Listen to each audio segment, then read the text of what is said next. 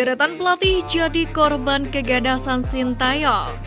Dalam perjalanannya, Sintayong membawa timnas Indonesia meraih berbagai kemenangan. Di saat bersamaan, kemenangan itu berdampak buruk bagi pelatih tim lawan, di mana sejumlah pelatih harus rela kehilangan jabatan karena kalah dari timnas Indonesia, racikan Sintayong. Lantas siapa sajakah mereka? Berikut ulasannya. Damien Herta, Timnas Arab Saudi U19. Timnas Indonesia U19 asuhan Sintayong pernah beruji coba dengan Timnas Arab Saudi U19 racikan Damien Herta di Kroasia pada September 2020 lalu. Berstatus sebagai juara Piala Asia U19 2018, Timnas Arab Saudi U19 harus gagal menaklukkan Timnas Indonesia U19. Meski sempat unggul 3-0, Arab Saudi harus ditahan Timnas Indonesia U19 dengan skor 3-3. Kelar pertandingan, Damien Herta pun langsung dipecat Federasi Sepak Bola Arab Saudi. Tan Cheng Ho, Timnas Malaysia. Tan Cheng Ho kehilangan jabatan sebagai pelatih Timnas Malaysia gelar Piala AFF 2020, di mana jabatan itu hilang karena Malaysia gagal lolos ke semifinal Piala AFF 2020 lalu. Salah satu penyebab Malaysia gagal lolos ke semifinal Piala AFF 2020 yakni karena tumbang 1-4 dari Timnas Indonesia di laga pamungkas grup B. Tatsuba Yoshida, Timnas Singapura. Bukan cuma Tan Cheng Ho yang menjadi korban racikan Sintayong di Piala AFF 2020. Pelatih asal Jepang Tatsuba Yoshida pun harus kehilangan jabatan sebagai pelatih Timnas Singapura setelah sang tim asuhan disingkirkan Timnas Indonesia di semifinal. Namun Tatsuba Yoshida bergerak cepat. Tak lama setelah meninggalkan Singapura, Tatsuba Yoshida dipercaya menangani klub Liga 2 Jepang, Pontrovet Kofu. Fetislav Lavica, Timnas Kuwait. Fetislav Lavica bukanlah pelatih sembarangan, di mana ia pernah memenangkan Liga Republik Ceko bersama dengan Slovan Liberec pada 2005-2006 dan Sparta Praha pada 2013-2014.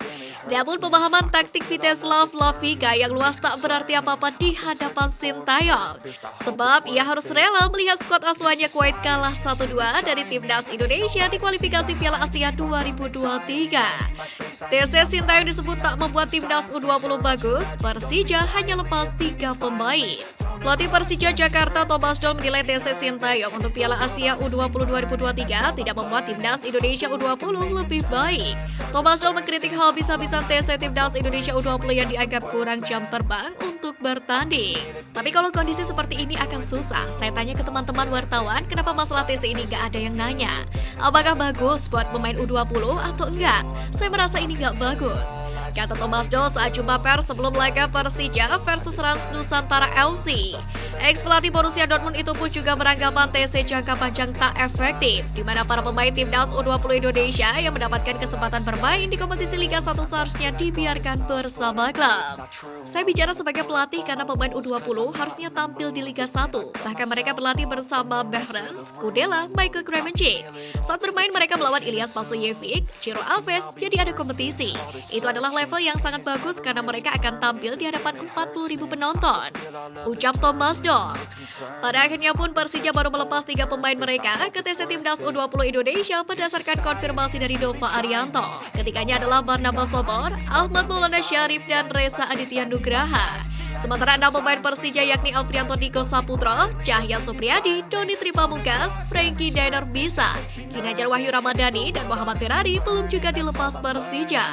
Lebih lanjut lagi, Thomas Doll mencontohkan perkembangan Ferrari. Bek muda Persija itu berkembang lewat kompetisi Liga 1 sehingga kini mendapatkan kesempatan menit bermain reguler oleh Thomas Doll. Thomas Doll juga menekankan bahwa selama Malang melintang di sepak bola Eropa tak ada TC jangka panjang untuk timnas. Disebut David Beckham Indonesia, Mark Klok ingin bermain di Jepang atau Thailand. Seperti yang diketahui, gelandang Persib Bandung dan Timnas Indonesia Mark Klok sedang dalam performa terbaiknya di Liga 1 musim ini.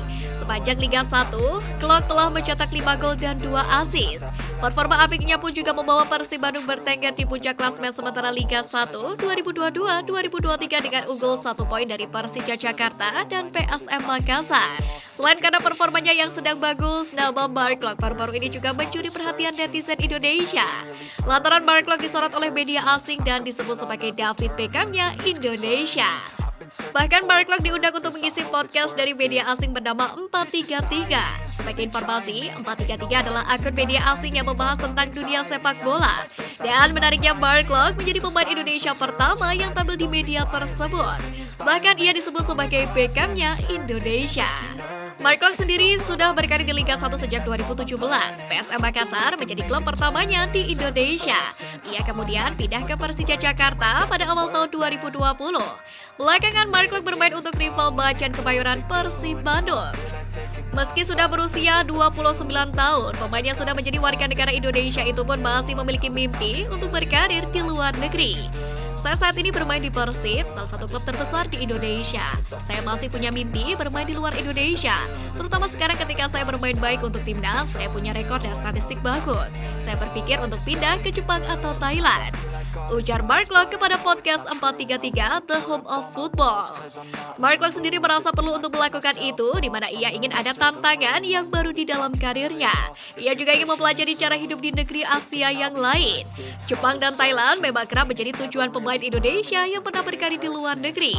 Irfan Bahdim dan Stefano Lillipali juga pernah bermain di negeri Sakura.